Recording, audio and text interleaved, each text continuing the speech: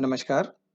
अब तक हमने देखा था कि हम टैली के वाउचर्स सिंगल एंट्री सिस्टम से कैसे अपलोड कर पाएँ। अभी तक हमने डबल एंट्री सिस्टम्स जिसमें कि अगर आप डेबिट और क्रेडिट की एंट्रीज़ एक ही वाउचर लाइन्स में करना चाहें, जैसे जर्नल वाउचर होते हैं या परचेज़ और सेल्स के voucher as a journal voucher अगर हम करते हैं, तो हम कैसे करेंगे वो अभी हमने कंसीडर नहीं किया है। डाटा एंट्री के अलावा हम बहुत कुछ और भी कर सकते हैं और डेटा एंट्री से सेशंस जो हैं वो लेटर ऑन मैं फिर दोबारा से लूँगा।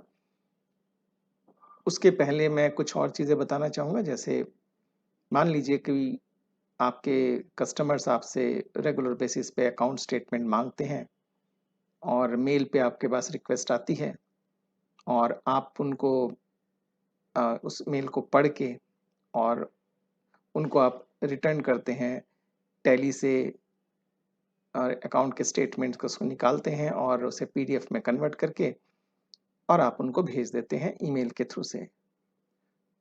अगर हम इसे आरपीए या यूआई पाथ से हम करना चाहें, तो हम इसे ऑटोमेट कैसे करेंगे? इसको करने के लिए हम इसे 3 स्टेप में समझेंगे। हम 3 अलग-अलग प्रोजेक्ट्स बना के पहले समझेंगे इसके तरीके को, फिर बाद में हम लास्ट एक प्रोजेक्ट बनाएँगे जिसके अंदर हम ये तीनों चीज़ें इकट्ठे चलाएँगे। सबसे पहला है, हमें ईमेल कलेक्ट करने होंगे रिपोर्टिंग के लिए। यानी कि हमें से फॉर एग्ज़ाम्पल मैं इसमें जीमेल यूज़ करूँगा आपके सामने और जीमेल में मेरे पास बहुत सारे ईमेल्स आएँगे और मैं उन ईमेल्स में से सिर्फ़ उन ईमेल्स को छाँट के निकालूँगा, एक्सेल में डाउनलोड करके रखूँगा जिसमें कि अकाउंट स्टेटमेंट की बात की जाएगी। उसके बाद फिर मैं उस ईमेल से रेफ़र करते हुए कि कौन से वेंडर ने माँगा है, उसकी ईमेल आईडी जो रजिस्टर्ड है, उससे मैं एक्सेल से समझूंगा और टैली से मैं रिपोर्ट डिज़ाइन करूंगा, डाउनलोड करूंगा पीडीएफ फॉर्मेट में और उसके बाद थर्ड स्टेप में हम उसे वापस कस्टमर के पास या वेंडर के पास कैसे भेजूंगा ईमेल के थ्रू से वापस। तो ये हम करके देखेंगे और इस सिस्टम को चलाने से पहले मैं आपको एक एक्सेल फाइल दिखाता हूँ। अगर आप ये एक एक्सेल फाइल देखें जिसका नाम मैंने रखा है ईमेल कलेक्टेड, जितने भी मैं ईमेल्स कलेक्ट करूंगा उसमें अगर आप देखेंगे टैली में जैसे मेरे पास वेंडर 1 है, वेंडर 2 है, वेंडर 3 है। आपको याद होगा मेरे टैली के अकाउंट्स में था। जैसे कि आप अगर देख सकते हैं कि मेरे वेंडर अकाउंट्स में जो मेरे पास थे वेंडर 1 था एक, वेंडर 3 था और एक वेंडर 2 था। और मैंने यही अपने एक ईमेल के कंट्रोल करने के लिए, ईमेल्स को कंट्रोल करने के लिए मैंने वेंडर का नाम लिख लिया है। ये हो सकता है कि आप कभी कोडिंग करना चाहें तो आपको जैसे पता है कि हम इसमें एलियास यूज़ कर सकते हैं। एलियास यानी कि इसका निकनेम। तो कई कंपनियां मैंने देखा है कि बिजनेस हाउसेस ये करती हैं कि इसके ऊपर एक कोड लिख देती हैं, जैसे 7 से स्टार्ट कर लेती हैं वेंडर को, से 0032 351 ऐसे एक वेंडर का नाम सेव कर लेते हैं। तो इससे आपको ये वेंडर जो है एज ए एलियास आप यूज़ कर सकते हैं, निकनेम या एलियास आप यूज़ कर सकते हैं। तो इस तरह से भी कर लेती हैं, लेकिन हमारे एग्जाम्पल में चूंकि मैंने नाम इस तरह से रखा था कॉन्टिन्यूस में, वेंडर 1, वेंडर 2, वेंडर 3, तो हमें इसमें दिक्कत नहीं होगी करने में। और मैंने क्या किया है कि हर ईमेल के साथ मैंने एक वेंडर को अटैच किया है, यानी कि मेरा वेंडर और ईमेल आईडी यूनिक है आपस में, अगर आप देख सकते हैं। तो जब भी मेरे पास कोई ईमेल आएगा, तो अगर मुझे इस ईमेल आईडी से आएगा तो मैं इसका समझ लूँगा कि मेरे मेरे वेंडर 1 की बात हो रही है और वो मुझे वेंडर 1 का ही स्टेटमेंट भेजना है। अब देखते हैं कि हम इसको कंट्रोल कैसे करेंगे? इस ईमेल्स को हम कंट्रोल करने के लिए हमें क्या करना पड़ेगा? सबसे पहले एक और बात भी है कि अब चूँकि अगर आप देखें कि जब ईमेल हो आता है हमारे पास, तो डिफरेंट कई नाम से आता है। अब इन ईमेल्स में से मुझे कौन से ईमेल्स को पढ़ना है, रीड करना है, उसके लिए कुछ आईडी या कुछ आइडेंटिफिकेशन लगाना पड़ेगा। जैसे आपने देखा होगा, मैंने ब्रैकेट के अंदर हर ईमेल के सब्जेक्ट के ऊपर एक ब्रैकेट के अंदर और एएस लिखा है फॉर अकाउंट स्टेटमेंट। तो इस तरह का एक टैग मुझे हर वेंडर को बताना पड़ेगा ताकि वो मुझे ईमेल उसी हिसाब से भेज पाए। जब मेरे पास वो ईमेल आ जाएगा, मेरे मेल बॉक्स में आ जाएगा, तो अब मुझे इसको रीड करना है यहाँ से और मुझे एक्सेल फाइल में लेके जाना है। और एक्सेल फाइल मैंने कुछ इस तरह से बनाया है। फॉर एग्जांपल मैं इसे डिलीट कर देता हूँ। मेरे एक्सेल फाइल में एक फ्रॉम है, यानी कि किस ईमेल आईडी से आया है। बॉडी मैंने एज ए टैग रख लिया है, डिटेल्स, और एक सब्जेक्ट है। तो मैंने इस तरह से अपने फाइल्स को एक बार सेव कर लेता हूँ। और मैं चाहूँगा कि यहाँ पर मेरे पास फिल्टर होके वही ईमेल्स आएँ जो मेरे अकाउंट स्टेटमेंट के लिए यूज़ होने हैं। इसको करने के लिए हम देखते हैं एक बार फ्लो चार्ट। मैं इसे बंद कर देता हूँ। इसके लिए मैंने एक फ्लो चार्ट डिज़ाइन किया है। इस फ्लो चार्ट को देखते हैं। इसमें एक एक्टिविटी होती है जिसे बोलते हैं हम यूज़ जीमेल, और वो आपके लिए मैंने डिज़ाइन किया है ऑलरेडी, तो उसे देखते हैं। ये एक एक्टिविटी है जिसको हम बोलते हैं यूज़ जीमेल। और इस जीमेल अगर आप देखें एक्टिविटीज़ में, तो यूज़ जीमेल के नाम से ऑलरेडी एक रिसोर्स होता है हमारे पास। और इसके अंदर कई सारे इंग्रेडिएंट्स होते हैं, टास्क होते हैं। अगर आप देखेंगे तो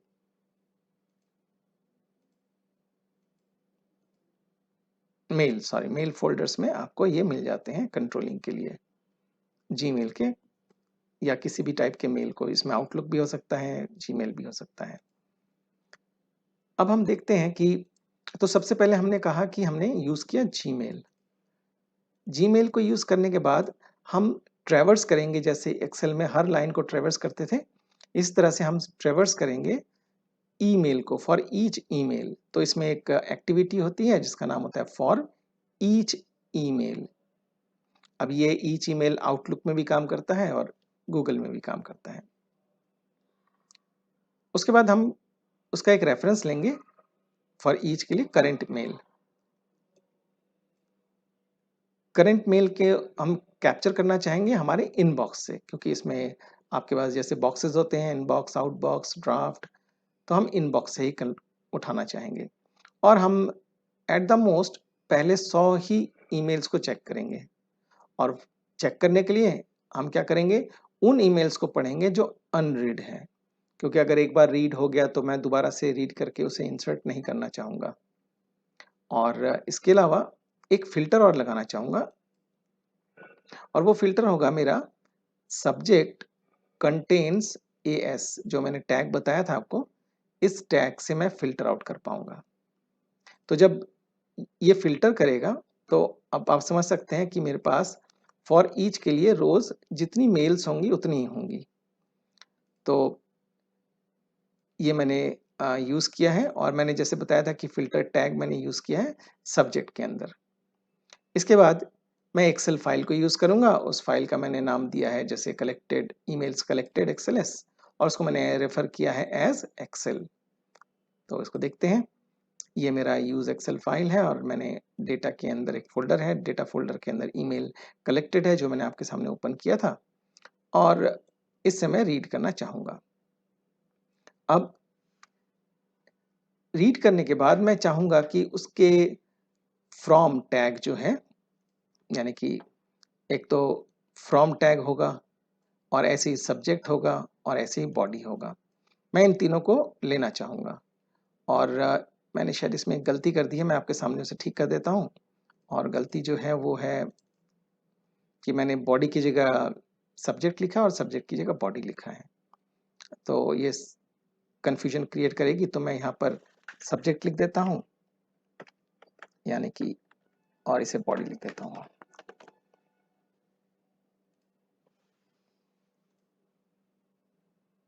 वैसे कोई फर्क नहीं पड़ेगा, लेकिन समझने में दिक्कत आएगी। अब हम क्या चाहेंगे कि मैंने आपको एक दो बार बताया भी था कि इसके अंदर एक नोटबुक होता है, और उस नोटबुक का नाम क्या होता है? उस नोटबुक का नाम होता है प्रोजेक्ट नोटबुक। इसको मैं आपके सामने ओपन करूंगा। अगर मैं इसको ओपन करता हूं, देखते हैं क्या नजर आता है।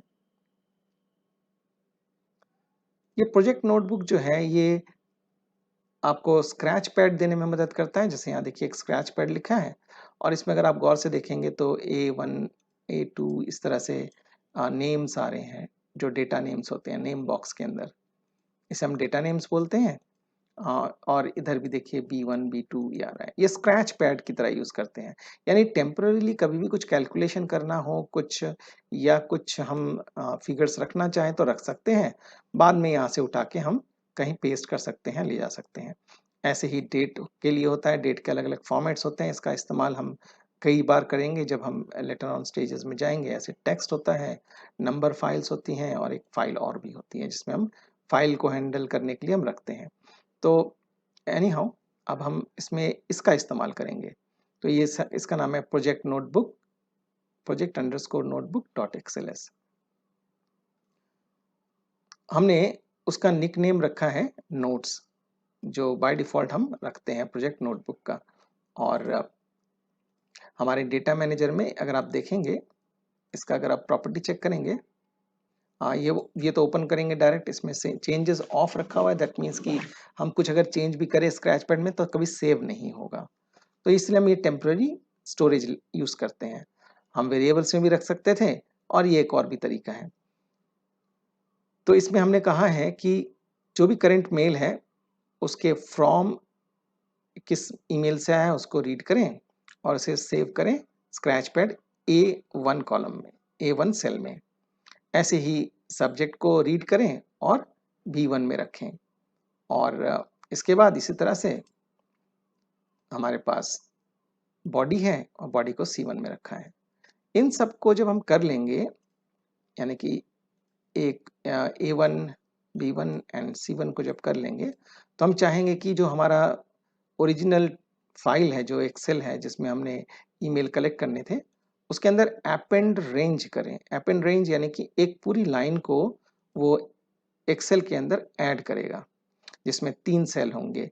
जैसे A1 से लेकर के AC को मेरे नोट से कॉपी करेगा स्क्रैच पैड से, और स्क्रैच पैड से कॉपी करने के बाद मेरी एक्सेल फाइल जो मैंने इसके नाम से रखा है ईमेल कलेक्टेड, उसमें ये ऐड कर देगा।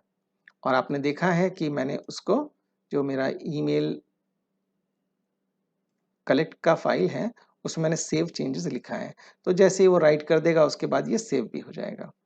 तो इस तरह से वो 1 बाय 1 ऐड करता चला जाएगा मेरे एक्सेल फाइल को। और इसके बाद ये क्या करेगा कि मार्क करेगा रेड अनरेड, यानी कि जब ये रेड कर लेगा इस मेल को तो करंट मेल को रेड कर देगा, जिससे कि वो जो अनरेड का टैग है, यानी इस वक्त तो अनरेड है, बोल्ड में आ रहा है, वो फिर मेरा ये रेड हो जाएगा। तो इस तरह से वो एक एक्सेल फाइल में सेव करेगा। इसको हम एक बार करके देखते हैं, इसको रन करेंगे तो इससे हमें समझ में आएगा कि ये कैसे कर रहा है। इसको मैं रन करता हूं,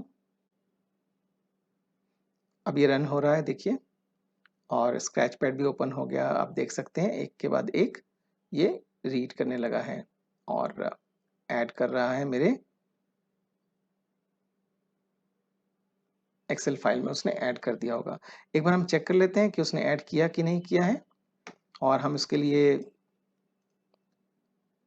अपने डेटा के अंदर जो ईमेल कलेक्टेड वाला फोल्डर फाइल है उसको हम चेक करते हैं कि उसने ईमेल्स कलेक्ट किया कि नहीं किया। देखिए यहाँ पर इसने आउटलुक से एक मेल लिया है जो मेरे पास था, और उसने कहा कि वेंडर 3 है, एज ए मैसेज भेजा।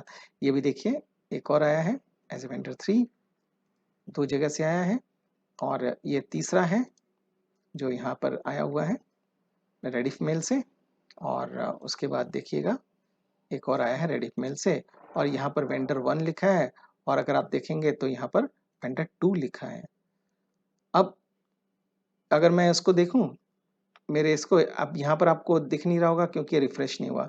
मैं जैसे इसे रिफ्रेश करूंगा तो देखिए इसने रीड कर लिया है। अब यहाँ पर 2 मेल्स हैं, अगर आप देखें गौर से, तो इसमें मैंने क्या किया था कि 2 बार मेल भेजा था, एक तो एज ए वेंडर 1 और एज ए वेंडर 2। अब हमारे पास जो एक्सेल फाइल है उसके अंदर वेंडर 2 का लर्न विद सोमनाथ आउटलुक है, तो यानी कि ये मेल आईडी गलत होने से यहाँ से वो मेल इस अकाउंट के डिटेल को नहीं भेजेगा। अब ये हमारा तरीका है इसको कंट्रोल करने का।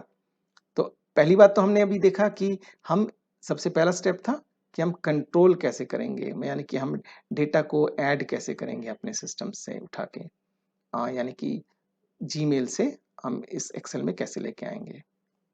मैं उम्मीद करता हूँ कि आज का ये आप लोगों को समझ में आया होगा कि हम इसे किस तरह से करेंगे। और आज के लिए इतना ही, अगली बार फिर मिलेंगे नेक्स्ट स्टेप के लिए। तब तक के लिए नमस्कार।